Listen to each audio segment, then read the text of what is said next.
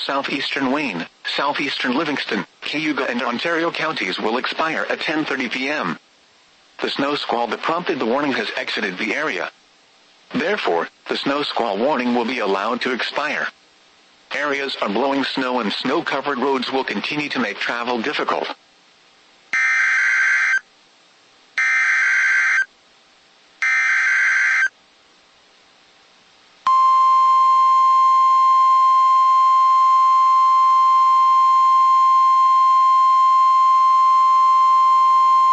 The National Weather Service in Binghamton has issued a snow squall warning for Central Seneca County, Oneida County, Madison County, Central Cayuga County, Northern Cortland County, Onondaga County, Northwestern Chenango County, until 11 p.m.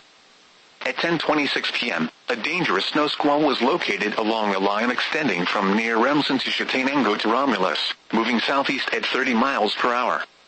Hazard: intense bursts of heavy snow. Gusty winds leading to blowing snow and visibility rapidly falling to less than 1/4 mile. Wind gusts greater than 35 miles per hour. Source: radar and webcams.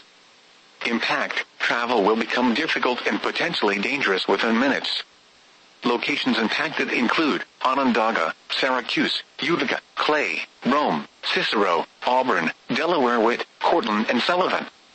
This includes the following highway exits: Interstate 90 between 31 and 39. New York Interstate 81 between 11 and 31.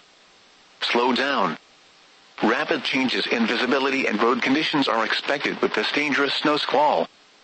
Be alert for sudden whiteout conditions.